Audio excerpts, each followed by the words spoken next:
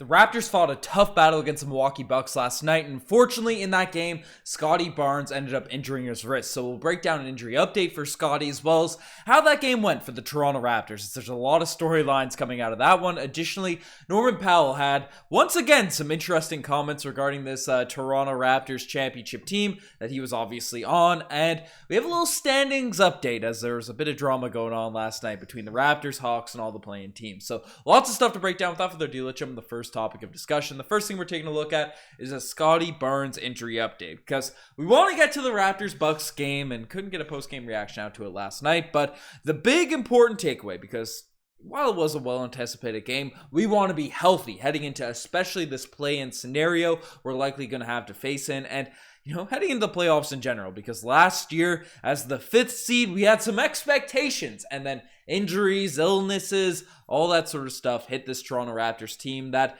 it's no secret, has a lack of depth on their roster. We need our top 6 guys to really be healthy if we want even a puncher's chance at having a competitive series against some of these top teams. And Scottie Barnes is a big piece of that. And Josh Lumenberg gave us a little update, a little indication of what's going on with Scottie Barnes. And it seems like the worst case scenario can be ruled out. As Lumenberg said that the x-rays were negative on Scottie Barnes' left wrist, per the Toronto Raptors, and he's done for the night, obviously, against the Bucks, and he'll be evaluated further as the team returns to Toronto today. So this tweet was yesterday. So hopefully, I was hoping we were going to get more of an indication before I got this video recorded, but, it seems like Scottie Barnes, it doesn't have a fractured wrist, doesn't have a, broken wrist, which would have likely kept him out, 6 to 8 weeks, if not longer, depending on how bad it was. So hopefully, Scottie Barnes won't be out for too long with this wrist injury. Obviously, it's not something you want to mess up. We've seen players with shoulder injuries, wrist stuff, mess up their games. Landry Fields back in the day for the Toronto Raptors.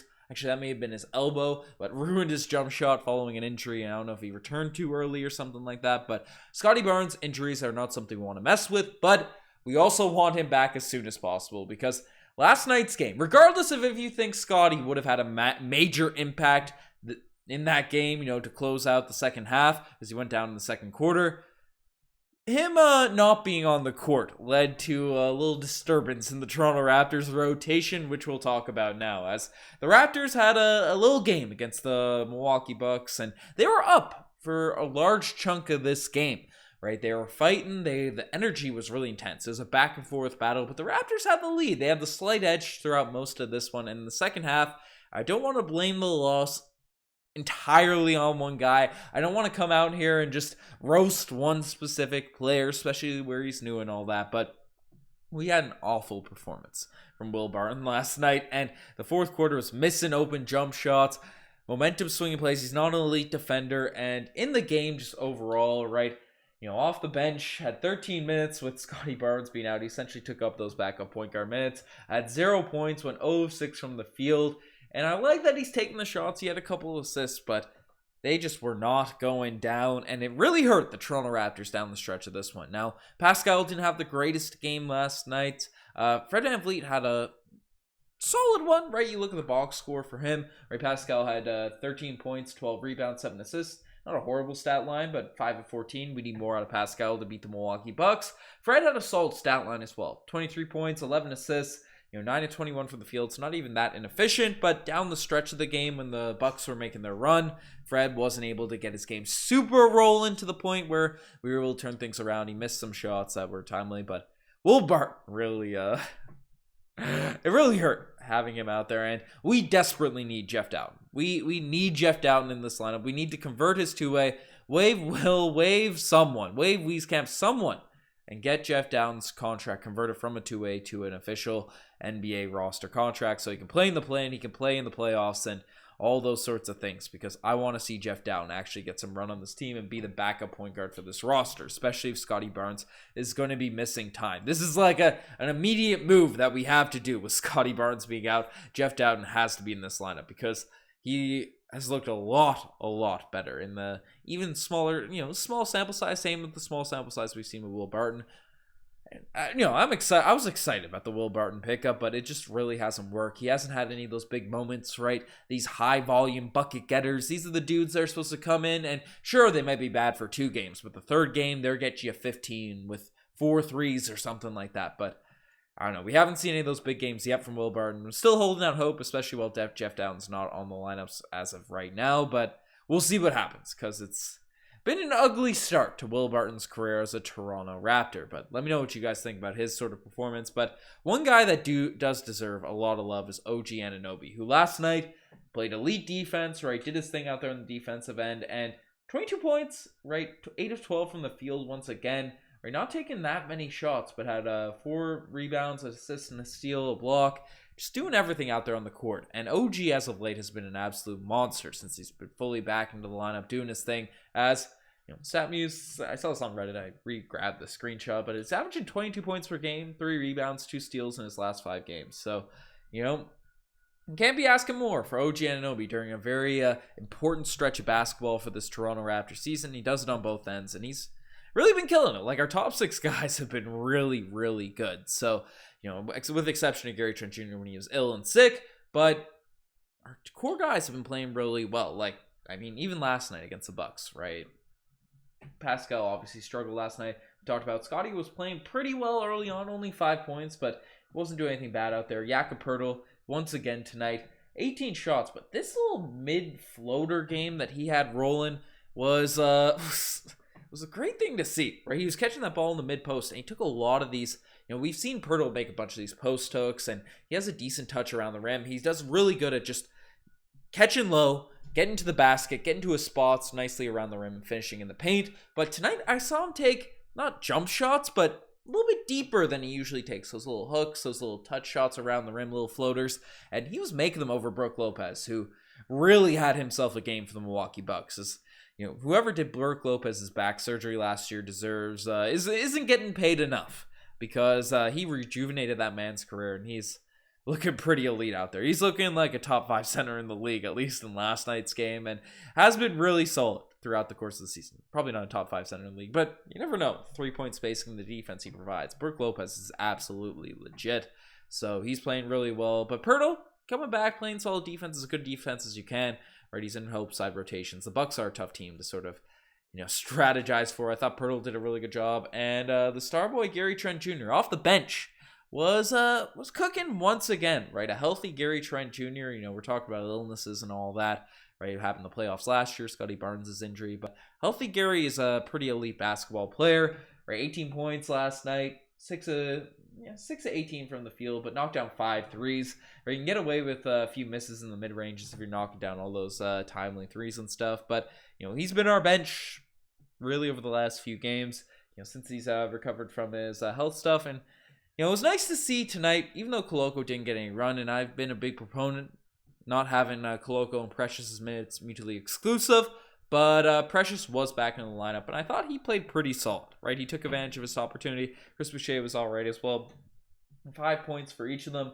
Right? Precious didn't force his game too much. 2 of 3 from the field. Missed his 3-point shot, but had 5 rebounds, 3 assists. And once again, I played solid defense, right? Earned his 20 minutes in last night's action. And it was just, obviously, Scottie Barnes going down sucks. Will Barton not be able to hit a shot sucks, but our top guys played really well, and it was encouraging to see Precious and Boucher provide something off the bench. Obviously, Boucher could have done a little bit more, but, Gary playing well. This is a solid game to have against the Milwaukee Bucks, who are the top team in the Eastern Conference, have essentially not lost any games, it feels like, in a very long time. So, Raptors fought their butts off, and it's nice to see, and they gave a little fight to a potential first-round matchup we could see, depending on how all the play-in situation works out. But we'll talk more about the play-in as the vid goes along. Next thing we're taking a look at is Norman Powell. More weird comments on the Toronto Raptors. Now, Norman Powell mentioned maybe a month or so ago, about how his LA Clippers team he's currently on, that's like a middle-of-the-pack Western Conference squad, was deeper than the Toronto Raptors team that won an NBA championship a couple years ago. Absolutely insane take, absurd. I'm sure he's back in his new team and stuff, but to randomly make a comment like that when the Clippers have just not been good this season feels weird. And we have more weird comments coming from Norman Powell, last couple days, as basically Norman Powell came out and said on a Scoop B I'm not sure it was podcast or quote, talking in an interview with Scoop B, that you need a couple breaks here and there. A couple guys that get hot, a couple guys stepping up and trying to get as healthy as possible. That's what I saw in Toronto. we got a bit lucky too in 2019 with Kevin Durant going down, with Klay Thompson going down, guys like Fred VanVleet, Kyle Lowry, Serge Ibaka stepping up, and then myself over the course of the playoffs. And, you know, I hate this narrative. Kevin Durant, sure, injuries going down. If he's healthy, it is its own thing. But Klay Thompson going down, we were winning that ship with Klay Thompson going in anyways. Kyle Lowry was an all-star that season. He didn't step up. He was playing, doing Kyle Lowry things as he does. Fred VanVleet, Serge Ibaka, those are legit NBA guys. Norman Powell, you're a bucket getter. It's what you do, right? But I'm not even worried about the stepping up side of things. But I don't know. It's a narrative he's kind of getting trashed on Twitter and Reddit and stuff by his comments. But I don't know. I hate the narrative that Klay Thompson going down was the reason the Raptors won the championship. And no one also brings up how we didn't really get lucky with OG Anunoby getting hurt and having to face fully healthy Philadelphia 76ers and Milwaukee Bucks squads leading up into the playoffs. And that Golden State Warriors team, even without Kevin Durant, still, won a championship a couple years later when they were fully healthy. I know they had Wiggins involved, but they had Boogie Cousins on that roster too, right? And we still were able to knock them out, even with all their finals experience and all that sort of stuff in the playoffs. So no weird luck getting involved. Obviously, you make your own luck, and everyone gets lucky somewhat, but I don't know. The Klay Thompson narrative really aggravates me. And to see Norman Powell, who's already made weird comments about the Raptors, bring that up, gets me a little bit agitated. Especially where I'm such a Norman Powell. I guess I'm not a homer anymore, but I love that guy's game. He's a nice dude, too. So it is what it is. But the final thing we're taking a look at is a little playoff seeding update with the Hawks and all the play-in teams. And this is stuff we really have to be on the lookout for as we close out the year, how the Atlanta Hawks are doing, because we want to be in the either 8th or 7th seed heading into the play-in tournament. Because that means you only have to win one game, right, to get into the playoffs. So you're 9th or 10th, you have to win 2 if you want to be able to get in the playoff picture. And the Hawks obviously had a hotter start than us, or hot middle part of the season, but the Raptors are currently right on their tails. As you look at the current standings, right, the Hawks did take an L last night, and we're currently a half game back of Atlanta, and their schedule is pretty easy, sort of in the next few games as well. Shout out to the San Antonio Spurs, shout out to the Kevin Birch squad. I think he's still down there, but for beating Atlanta, having a nice little comeback down there, because the Hawks, right. It's we want to get to that 8th seed, even if we don't have home court in the game 1, right? We want to be able to get to that 8th or 7th spots, and the Raptors have a very tough schedule to close out their season. I guess it's not as bad now that we've gotten through the last 5 games. Pacers, Pistons, Wizards, they should all be potentially winnable. The Heat is also going to be a big one, and then even though the Hornets have been a little bit better as of late, those couple games against the Hornets are good, but we have games against the Sixers, 2 against the Celtics, and 1 against the Bucks. And it's not like maybe potentially those teams will be resting their guys at the end of the season, but it's not like any of those seeds have their seeds completely locked up. So I imagine they're still going to be looking for wins to close out the year. So the Raptors do have some tough games to close it out. We want to beat the Atlanta Hawks. We got to win all of these sort of outings and all these matchups and hope the Hawks sort of continue to crumble a little bit. And they've just added Sadiq Bey at the trade deadline. He's playing pretty well for them, shooting 40+% at the 3-point line. It's going to be interesting to see how the Toronto Raptors end of the season plays out. But let me know what you guys think about all of this Toronto Raptors news. You guys are best to make this far. Subscribe to the channel if you haven't already. Anyways, I'm signing out. Cheers.